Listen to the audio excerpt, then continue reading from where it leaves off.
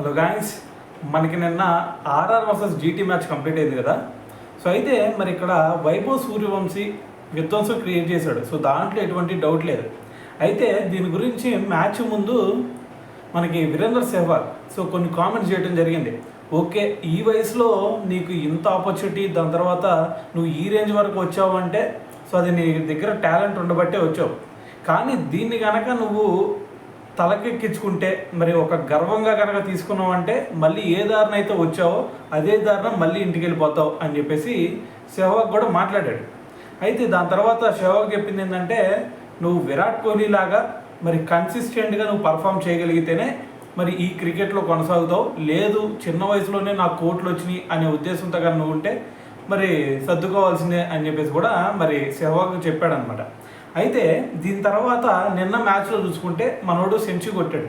So దీని తర్వాత అందరూ కూడా కామెడీలు చేస్తూ ఉన్నారు, సెహ్వాగ్కి గట్టి కౌంటర్ ఇచ్చాడురా అని చెప్పేసి కొంతమంది కూడా కామెంట్ చేస్తూ ఉన్నారు. అయితే దీని గురించి మాట్లాడదు. అయితే మరి ఇక్కడ సెహ్వాగ్ చెప్పిన దాంట్లో తప్పేమన్నా ఉందా అంటే 100% కరెక్ట్ అని చెప్పాలి. ఎందుకంటే మనకి ఈ మ్యాచ్లో వైభవ్ సూర్యవంశీ మంచిగా ఆడాడు. ఫస్ట్ మ్యాచ్లో చూసుకుంటే 35 రన్స్ కొట్టాడు, సెకండ్ మ్యాచ్లో చూసుకుంటే 16 రన్స్ మాత్రమే కొట్టాడు, మరి నిన్న మ్యాచ్ చూసుకుంటే సెంచరీ కొట్టాడు. అయితే మరి ఇక్కడ కన్సిస్టెన్సీ ఉందా అంటే ఒక 2 మ్యాచ్లో కొంచెం పర్లేదు, కన్సిస్టెంట్గా ఆడాడు. సో ఇంకో మ్యాచ్ చూసుకుంటే కేవలం 16 రన్లు మాత్రమే వేసాడు.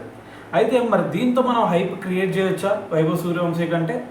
మరి ఇదే హైప్ మనం చూసుకుంటే రీసెంట్గా కరుణ్ నాయర్కి కూడా ఇదే హైప్ క్రియేట్ చేసాం మనం. సో దాని తర్వాత ఇంకా కొంతమంది బౌలర్స్కి, ఉమ్రాన్ మాలిక్కి అదే హైప్ క్రియేట్ చేసాం, మయాంక్ యాదవ్కి అదే హైప్ క్రియేట్ చేసాం. సో ఇలాగ కొత్త కొత్త ప్లేయర్స్ అందరూ కూడా ఇటువంటి హైప్ క్రియేట్ చేసిన వాళ్ళు. మరి వాళ్ళందరిలో ఇప్పుడు ఇండియన్ క్రికెట్ టీంకి ఎంతమంది ఆడుతున్నారు అంటే మీ అందరూ తెలిసిందే. సో అయితే మరి ఇక్కడ ఉమ్రాన్ మాలిక్ కనుమరుగైపోయాడు. దాని తర్వాత మయాంక్ యాదవ్ సినారియో చూసుకున్నా సరే సేమ్గానే కనిపిస్తుంది, ఇంజురీస్ అవడం వల్ల. దాని తర్వాత నటరాజన్ రెండో బుమ్రా అనుకున్నాం. సో అతను చూసుకున్నట్టయితే మరి ఇప్పుడు టీంలోకే కనుమరుగైపోయాడు. సో మరి బ్యాట్స్మెన్స్లో చూసుకున్నా సరే సేమ్ సినారియో. మరి మనకు ఒకప్పుడు పుజారాని ద్రావిడ్తో పోల్చాం, దాని తర్వాత మురళీ విజయ్ని వీరేంద్ర సెహ్వాగ్తో పోల్చాం. సో ఈ విధంగా మరి కొత్త కొత్త జనరేషన్ ప్లేయర్స్ వస్తూనే ఉంటారు. సో మరి వాళ్ళ దగ్గర కనుక కన్సిస్టెన్సీ లేకపోతే ఇప్పుడు ఏదైతే ఒక హైప్ క్రియేట్ చేసామో మళ్ళీ అదే దారిలో వెనక్కి వెళ్ళిపోవాల్సి వచ్చింది కరుణ్ నాయర్కి. సో మరి రీసెంట్గా ఫస్ట్ మ్యాచ్ అప్పుడు తను 87 రన్స్ కొట్టాడు. ఆ 87 రన్స్ కొట్టిన తర్వాత అందరూ కూడా ఖచ్చితంగా ఇంగ్లాండ్ సిరీస్లో కరుణ్ నాయర్కి ప్లేస్ ఇవ్వాల్సిందే, ఇటువంటి టాలెంట్ ఉన్న ప్లేయర్ ఖచ్చితంగా ఉండాల్సిందే ఇండియా టీంలో అని చెప్పేసి మరి మాట్లాడారు. సో మరి ఇప్పుడు చూస్తే మరి ఎవరు కూడా కరుణ్ నాయర్ గురించి మాట్లాడుతూ ఆపేశారు అందరూ కూడా. ఎందుకంటే మరి ఆ ఒక్క మ్యాచ్ ఆడాడు, దాని తర్వాత చూసుకుంటే ఎంత దారుణంగా ఫీల్ అవుతున్నాడో మనందరం చూసాం. సో అయితే ఈ క్రికెట్లో ఎప్పుడైనా ఒకటే, మనకి ఒక మ్యాచ్ ఆడాడు అని చెప్పేసి మరి ఫుల్గా తన గురించి అయితే చెప్పేయలేం.